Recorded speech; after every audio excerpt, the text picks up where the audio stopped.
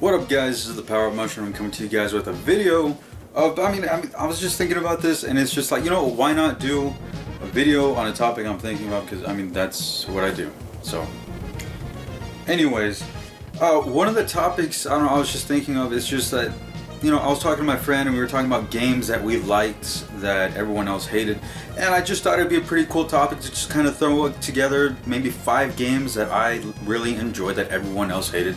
And really, there's a lot of games that are coming out now, and really you're starting to get a lot of these diverse players that, if it's a sequel to a series, or if it's just a new game from a developer, and sometimes it ends up being that it divides the fan base. That happens a lot, and it's been happening a lot recently. Like Halo, you got Halo 5, some people liked Halo 4, some people didn't, some people liked Halo 5, other Halo fans we didn't like Halo 5. But you know what I mean. Really, there's, like I said, there's a lot of diverse players out there, that get divided over a franchise, and I just kind of want to share with you guys 5 games that I enjoyed that everybody else hated. So here we go. Alright, first game, we're gonna go back to the GameCube era. Granted, look, guys, there's a lot of games out there, so I'm only putting 5 here. Definitely in the future I'll do another one. The game that I'm gonna pick from the GameCube era is just one straight up, right off the bat. I'm pretty sure a lot of people know about this one. Super Mario Sunshine.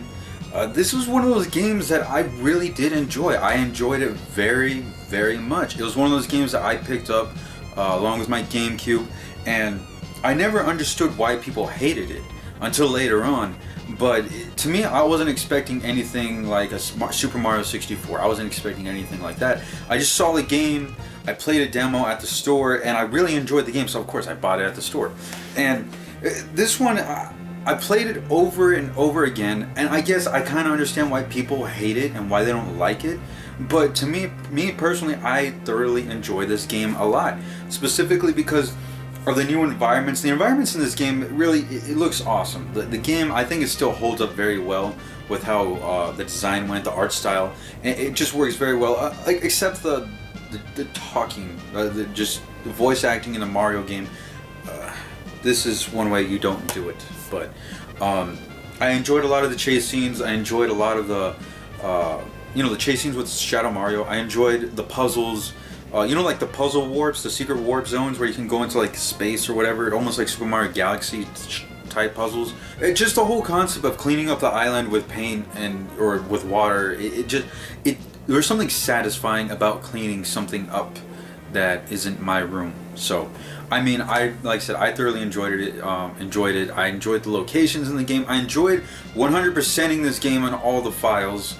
I was one of those guys who did that. Then I would erase them and then do it all over again. But hey, me personally, I enjoy it. I just wish that Yoshi was in here a lot more. So there's that. But other than that, like I said, it's one of my favorite games. Probably one of my favorite Super Mario games. Like the main installments, like 64, Galaxy, Sunshine. All Galaxy is freaking amazing.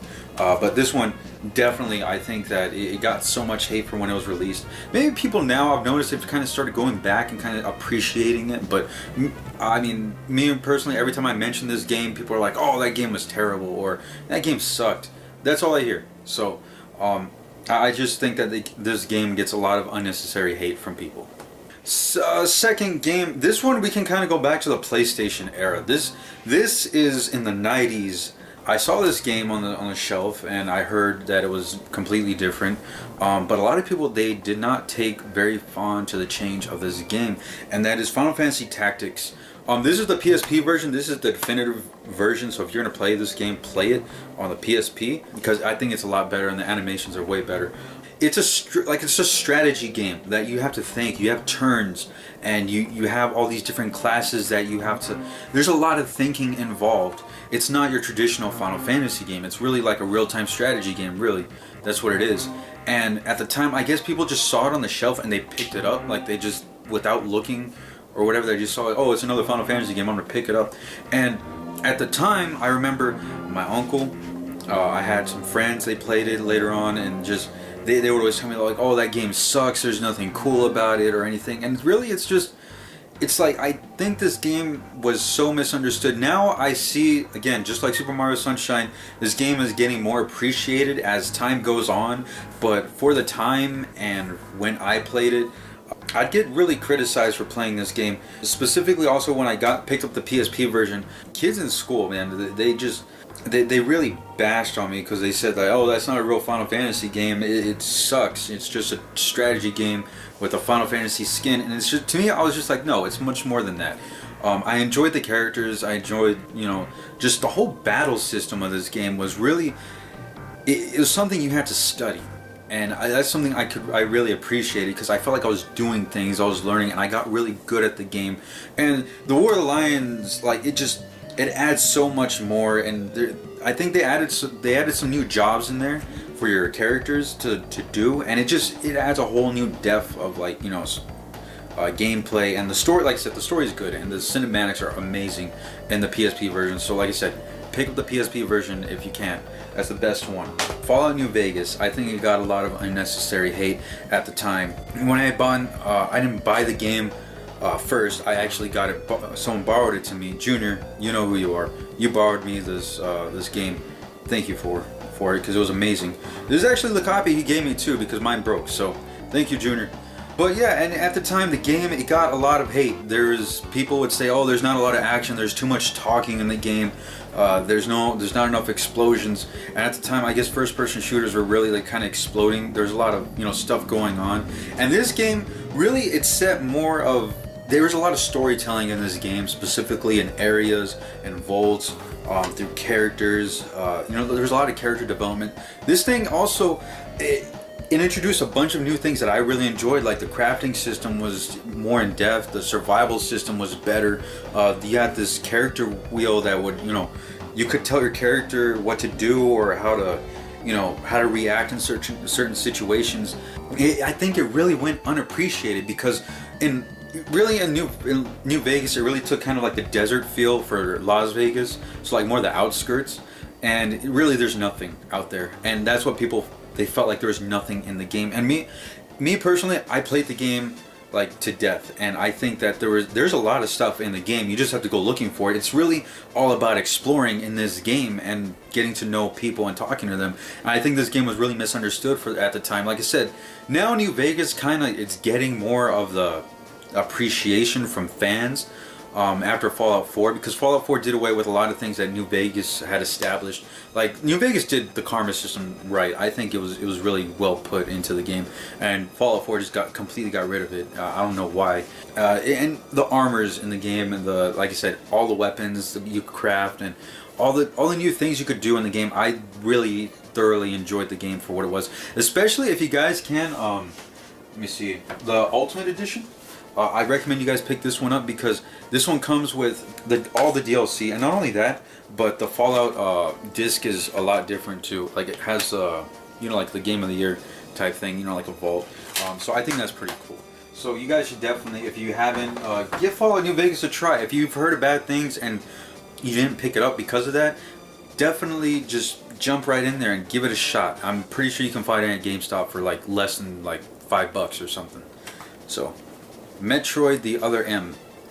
Okay, look, I get the game had issues. It's by no means a perfect game, but at the time, people were really looking forward to exploring Samus's past and everything. And me personally, when I saw the game, I didn't think that I wasn't someone that was like, oh, I want to explore Samus's past or anything.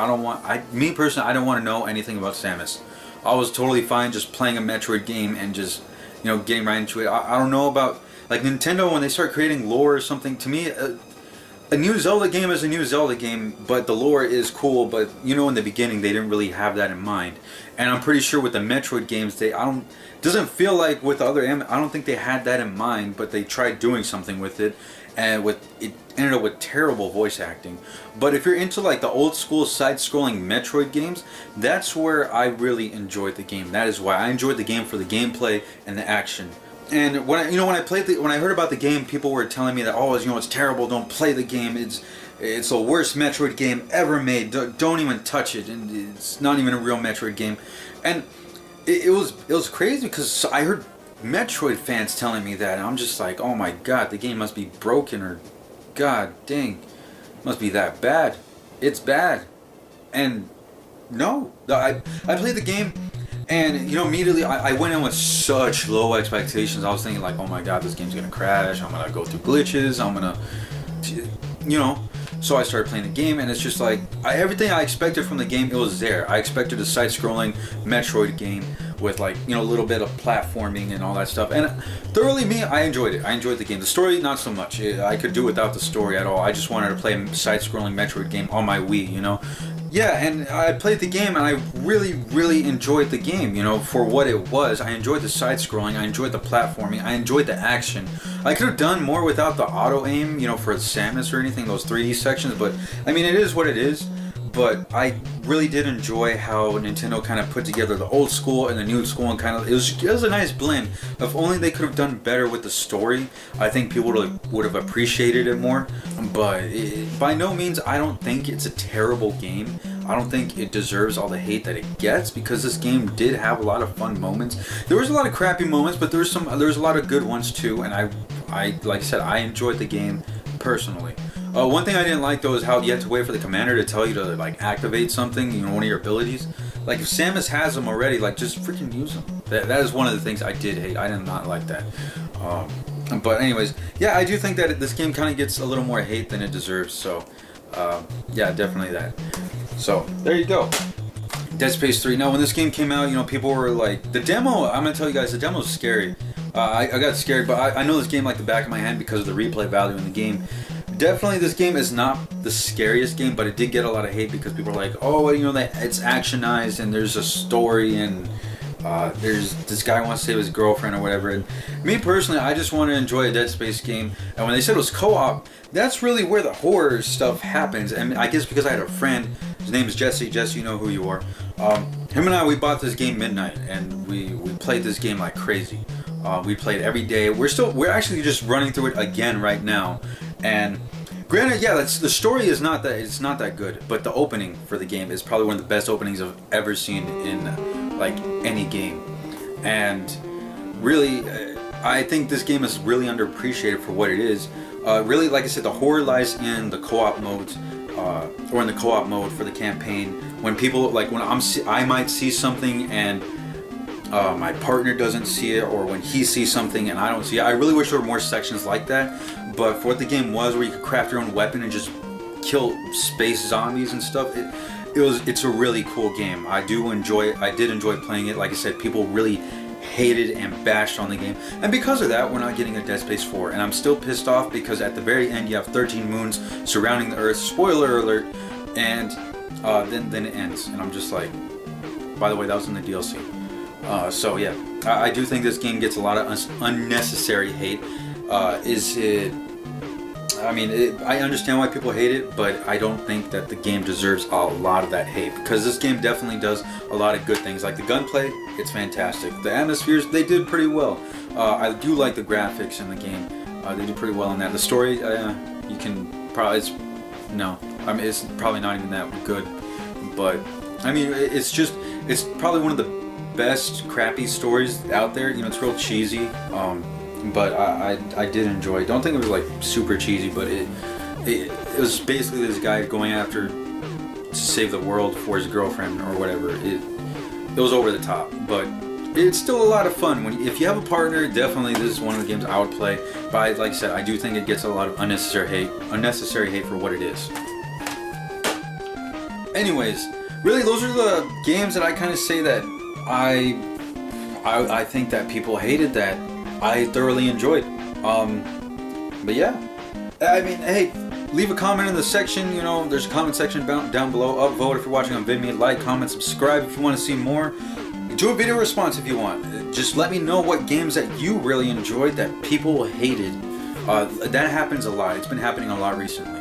So I'm really interested to hear y'all's thoughts and everything. So anyways, thank you guys for watching. And remember guys, when you guys are gaming, power up.